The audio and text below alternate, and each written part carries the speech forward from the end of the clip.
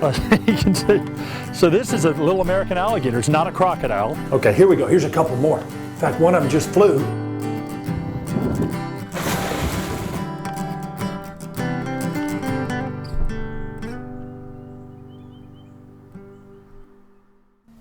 Fox squirrels come in a variety of patterns and hues, but size alone tells you that this is no run-of-the-mill gray squirrel.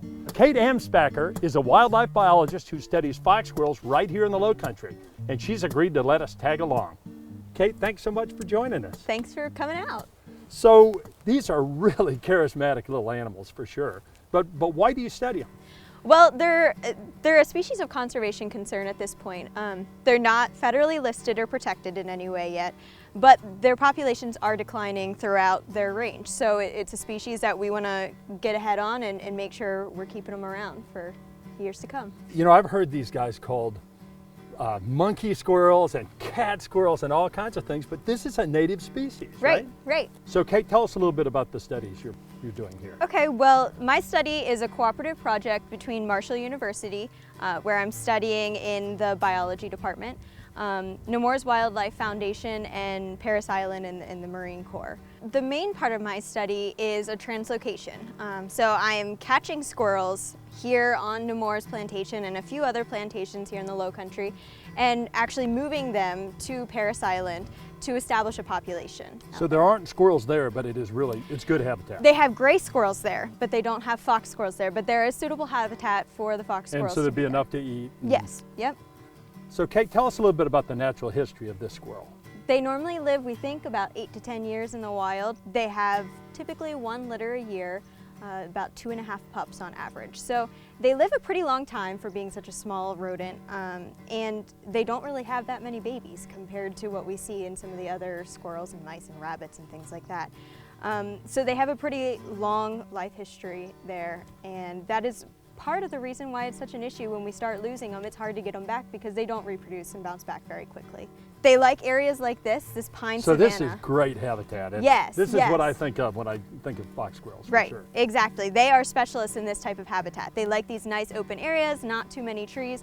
They spend a lot of time on the ground foraging mushrooms, insects, pine cones, acorns, hickory nuts. They're not too terribly picky. It really depends on the season and what's available. So Kate, I see fox squirrels in some areas, but they're not everywhere, are they? Right. So historically they would have been in a lot more areas, but as we have more and more human interaction with buildings and roads and things like that, that's really limited some of their habitat availability. And so this particular subspecies is pretty much just here in the Carolinas along the coast with the longleaf pine ecosystem. Because they're found in such sparse populations, not a whole bunch of them in one area, you don't really have any predators that really specialize on fox squirrels. Pretty much anything that is going to eat smaller rodents would take a fox squirrel if they get the chance to. So this area's obviously been managed. You can just tell by looking at it. Right. Nemours Wildlife Foundation is really big on controlling their areas with fire, with controlled burns, which is really important in keeping a nice open understory like this with this grassy cover, as opposed to thick hardwoods that come in and just close everything in, and you ruin this nice open ecosystem. Yeah, I love these warm season grasses. Definitely. You know, this savanna look. Right, yes. And so fox squirrels love it too, and so do a lot of other wildlife species. Okay, so the next part is what I'm so excited about. We're going to catch some fox squirrels, right? That's the goal. All right, well, let's go. Let's go.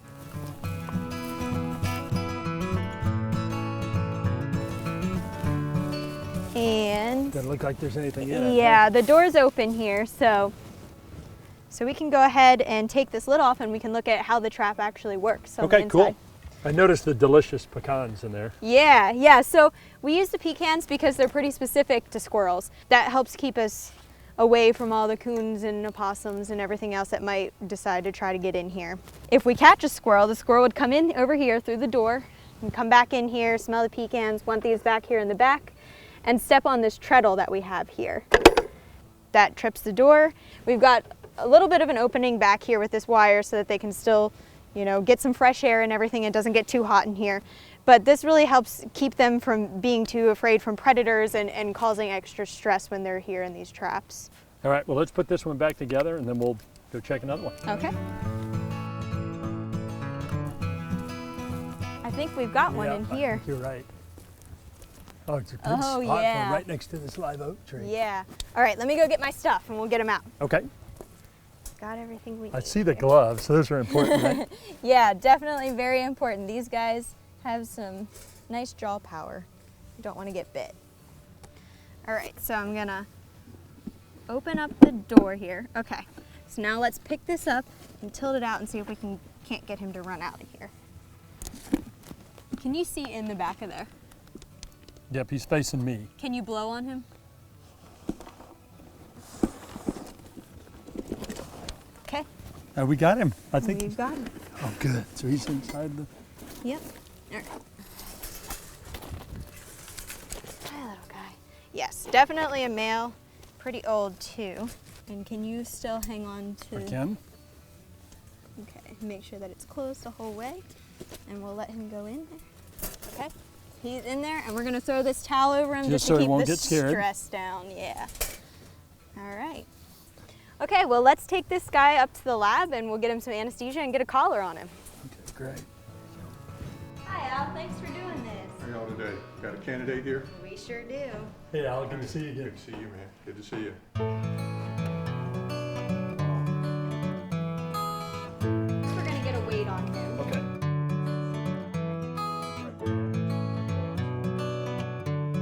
Okay. So we're gonna go ahead and put this collar right here around his neck. You know, it's not like if this guy wasn't asleep, you could handle him like this. But No way. it's so impressive. I mean, look at the tail. Very impressive. Oh yeah, very Long, nice fluffy bushy tail. tails. And of course, big rodent teeth. Mm-hmm. Very, very impressive claws. Yeah. God, Definitely. they're remarkable animals, and they're so big compared to other squirrels. Yes.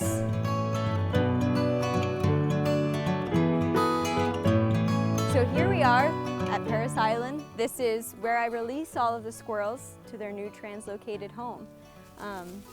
Now, but you have a couple squirrels that are already I do. have collars on them here, right? I do. Last year around this time I was releasing some squirrels out here, and we've still got some out here that are doing their squirrel things. Now, I have done some radio telemetry with snakes and other things, but how are we going to find this squirrel?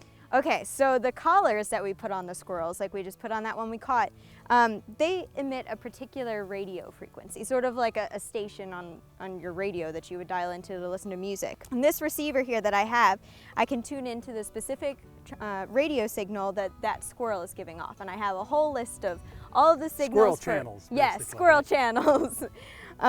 And so then we can use this antenna here to listen for the signal from that squirrel and follow it and find the squirrel. All right, well, let's go see if we can find one. Okay. So you think that squirrel's going to be up in a tree or on the ground? Probably in a tree, right? There's probably a pretty fair chance that he's in a tree. And you'd be amazed at how easily they blend in with all of that Spanish moss and resurrection ferns and everything. They can hide pretty well. This is beautiful habitat. This is good stuff. Yep, and with a nice open bottom layer Yeah. here like we were talking about. Even though it's not that pine savanna that we had discussed, this is still pretty nice habitat because this they've is got good these fox large, squirrel habitat, yeah, for sure. yeah. And these large oaks are going to produce a lot of acorns. There's all sorts of fungi that grow in here, and you can see that there are some pines in the periphery, so they've got a lot of options for food as well. All right, I think we're going to stop right in here, and I'm going to turn this receiver on and see if we can get an idea of where this squirrel is at.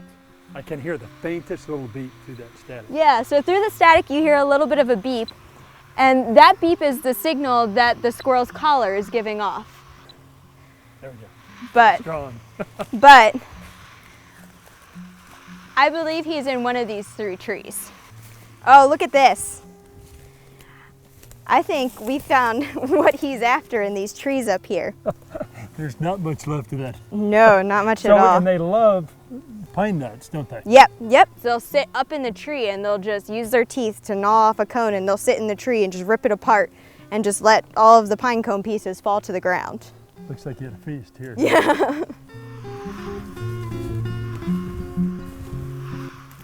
You know, I think that's about as good as we're gonna get here. He's definitely in one of these couple of trees, but he's doing a pretty good job at hiding from us right now. So a lot of times they probably go to the opposite side of the tree every time. Yes, definitely. They see us. He's sitting up there watching us right now and moving his body just so that we can't see him. And he'll just keep playing that game as we keep walking around in circles. That's all right. We know he's up there and we know he's doing fine. We do. Yep. Well, I guess we ought to see if our other guy's ready to be released. Yeah, give him a friend. Well, I think this guy's ready to go, right? Yeah, let's take a look at him here. Oh, yeah. Oh yeah, he's waiting. He's waiting to get out. Okay, so what we're going to do is just open the cage and he's going to run off. Yep. We have it pointed towards that tree so that he can go straight to the tree and hopefully find himself some friends and some food and some shelter for the night. Okay, let's do it. All right. Here goes. Here we go. Get off me. There he goes. Looks like he's in good shape. Yeah, definitely. Definitely. Look, he's over in that tree now. Kate, that was awesome. This is my favorite part. It's great. Well, thank you so much for letting us join in your research. Thanks so much for coming along.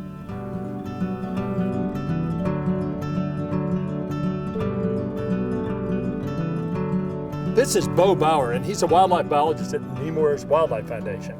Bo, this is some incredible place. I know, isn't it? It's fascinating out here. So how big is Nemours? The Moores Plantation is about 9,800 acres. It's almost 10,000 acres. And we're situated here on the northern end of Beaufort County along the Combahee River, which we're looking out at right now. So this is former rice impoundments, right? Correct. We have hundreds of acres of old rice impoundments that we actively manage, not just for waterfowl purposes, but shorebirds use these impoundments, wading bird species. Of course, we have eagles like to hunt out here. We have alligators out here. I mean, it provides amazing habitat. And, not just impoundments, but we have, thousands of acres of uplands as well, hardwood bottoms, pine savanna. We have some tupelo swamp on the property. It's a great matrix of habitat types on this property. So how did Nemours get started? Well, this property, Nemours Plantation, was owned by Eugene DuPont III. Mr. DuPont passed away in 1995. He had it set up in his will to establish a 501c3 nonprofit organization to overtake ownership of the property and take care of it. And that's how we came about as Nemours Wildlife Foundation. Aside from just taking care of this beautiful piece of property, we also have a robust research program here for scientific investigations for wildlife and wildlife habitat. Bo, I know you work with aquatic invertebrates here, but what other sorts of research projects are going on now? We have a multitude of research projects ongoing right now. We just wrapped up a 4-year study on wild turkey nesting and brood rearing habitat. Right. We have graduate students here from Clemson University and Marshall University. We have the Clemson students working with black-bellied whistling duck movements and a competition of wood duck box use. The Marshall students are doing fox squirrel translocations and population restorations and eastern diamondback rattlesnake translocations. Really exciting research. Myself, I'm working on aquatic invertebrates right now in these old rice fields. We have another Clemson student that's going to be working on submerged aquatics in these old rice fields as well. And my project and his will go hand in hand with starting to develop some biomass estimates of some of the nutritional carrying capacity. You're talking about some of the stuff that the waterfowl is going to feed on. Exactly, but especially for invertebrates, that's an important food source for shorebirds as well that use this kind of habitat as migratory stopovers. We also have long-term monitoring of pine savanna restoration, the avian response and plant community responses to some of the restoration projects we're doing out here. So just a lot going on here, and it's great to be able to do it. And the Nemours Plantation is just a wonderful laboratory to conduct all these investigations on. So, Bo, you're also working with an endangered species here, right? Correct. We just started relocating red cockaded woodpeckers to this property. They've been extirpated from the Ace Basin for quite some time. Nemours Plantation, a few neighboring plantations, and a DNR property have just now got on board, and we're able to receive birds from other places around the state and start restoring those populations in the Ace Basin. And you're actually putting in those artificial nest cavities, Yes, right? we are using artificial nest cavities, and we're bringing in birds, usually from, we call it salvage birds from safe harbor properties that are enrolled in the program, they have an endangered species, and they're getting ready to develop. Fish and Wildlife Service will go collect those birds and move them somewhere else. Right, and I know you have some really good habitat for red cockaded woodpeckers. We do, we're really proud of that here. Mature pine trees and such. Yes, and we were maintaining that savanna ecosystem with prescribed fire and keeping an open understory and the native warm season grasses that those birds prefer. Well, one of my biggest interests is environmental education. I know you do some of that here. Yes, we do. We do host a few groups every year to come onto the property. We give tours, talk about conservation in the Ace Basin, land ethic, some of the research projects we have going on here. And these groups range from grade school kids to Lowcountry Master Naturalist courses, but this is not an open to the public property due to the fact that there is research going on. Now, Bo, I realize this is a big job managing this much property. So It is. How does that work? Well, since we're a nonprofit organization, we are run by a board of directors. They're a great group of people. They're really involved and enthusiastic of what we're doing out here. The foundation itself has a president and CEO, Dr. Ernie Wiggers. And other than that, I'm the staff biologist here, and we have 3 full-time land managers that take. That's a lot of land. It's a lot of land. Staff. Yeah, it is. But everybody does a great job here, and you have to love the place, and we do love this place, and it's just it's a labor of love.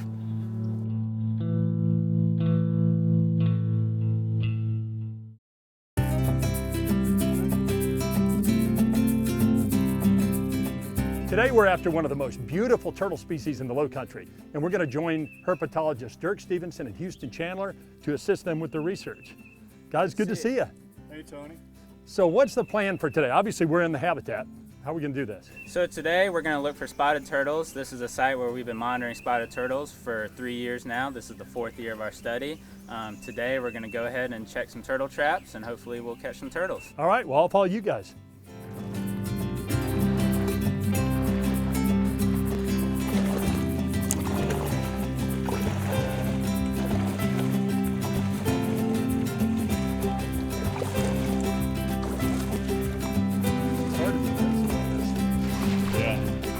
Tony, I've got a trap right here. Let's see what we got. Man, it is really slick in here. Here we go. Just sardines. Oh, all right. So this is an interesting trap, Dirk. So it's got just 2 little openings. This probably excludes a lot of big turtles, doesn't it? Yeah, exactly. These are specially modified to accommodate something the size of an adult spotted turtle, but not bigger. So we're not catching large snapping turtles or sliders. And in these the traps. universal bait, sardines. Right, sardines. All right, well, there's a couple more traps around the corner. All right, up to you.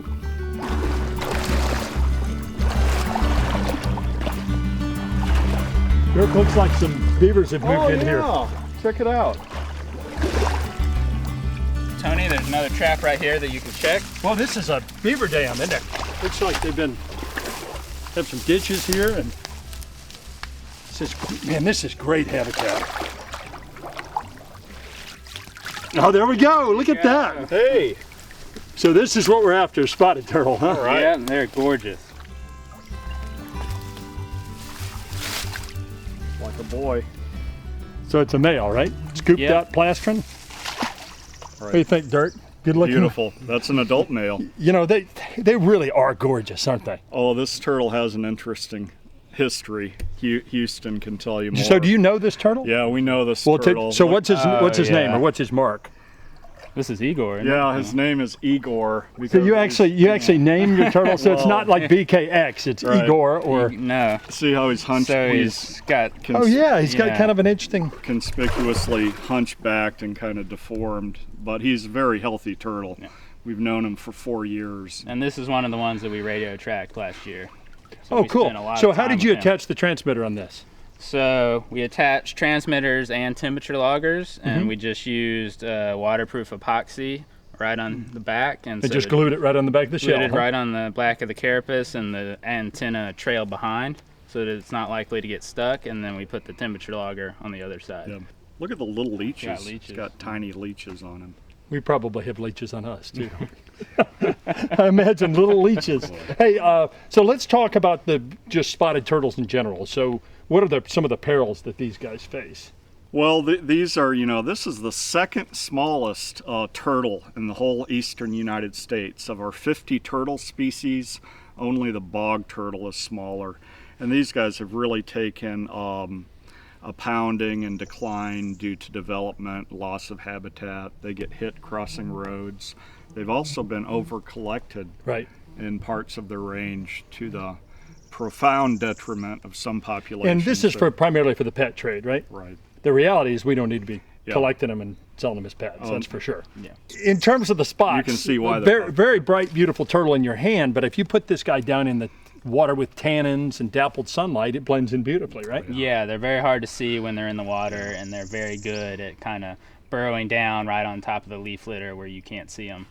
So what have you guys learned from radio tracking these turtles? So over a 9-month period, we followed about 30 of these turtles around. We learned that they generally stay in a very small area. They don't move a lot. A few turtles occasionally would move long distances. But So like what's a long distance? occasionally we got a couple 100-meter movements, but that was rare. In general, they tend to hang out in the same place over and over with very short 5-meter movements. So Dirk, why is the Orion Society interested in spotted turtles? Yeah, that's a great question. Well, the spotted turtle is a focal species of our freshwater turtle conservation initiative, Tony. And at the Orion Society, again, we're dedicated to the conservation of amphibians and reptiles, and we want to try to help save species like the spotted turtle. So do you guys need to get some information from this one? Yeah, we're going to hold on to him so that we can weigh in before the day's done. All right, well, let's go try another spot. All right.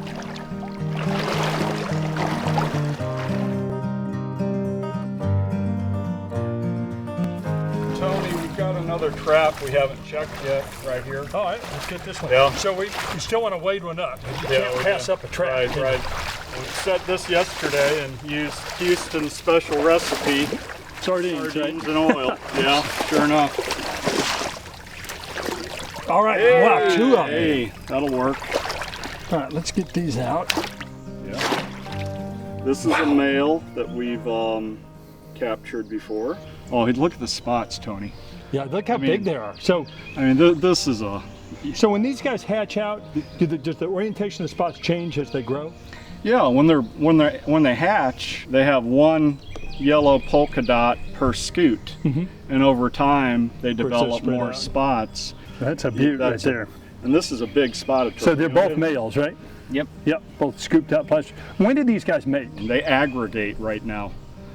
So I'll bet sometimes if you get a female in the trap, you end up seeing a lot of males. Yeah, we that come in. have 3 males and 1 female in the trap. I remember I was doing some spotted turtles trapping in the past, and we actually used decoys. We used little clay models. Yeah, did that work? It did. It worked quite well. Really?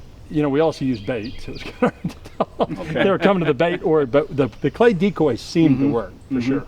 So we can let these guys go? Yep, I think we're done with them. All right. Yeah. Good to see you. Okay, guys, I want to catch one by wading. Yeah, yeah, it's about time.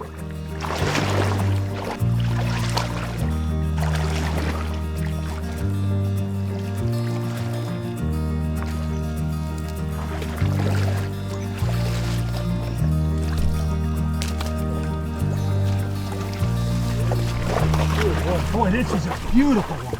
Are you? Wow, look at that thing. Oh, man.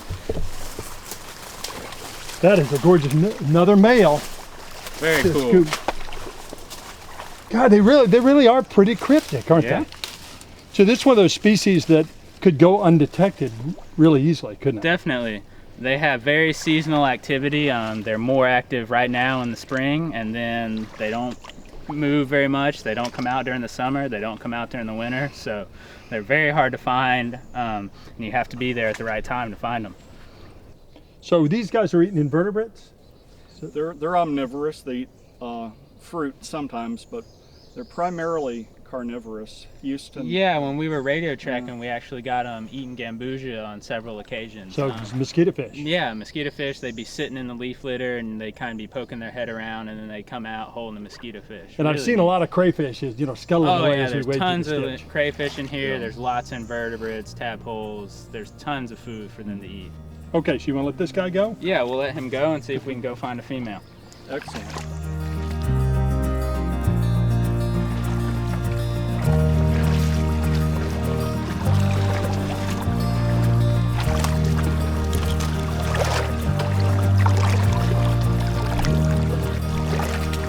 Oh, there's one.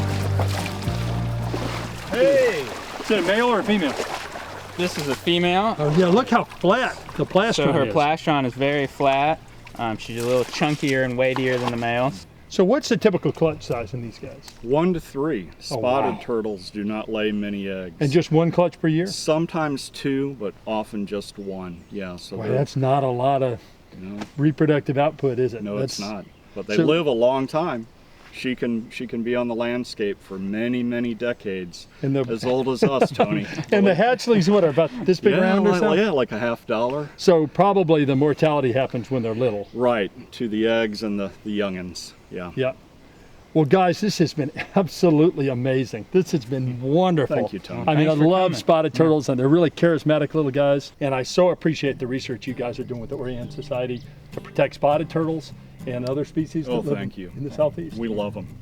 And so I guess we need to let this one go. Yeah, we can let her go. And thanks again for letting us work with you in your research.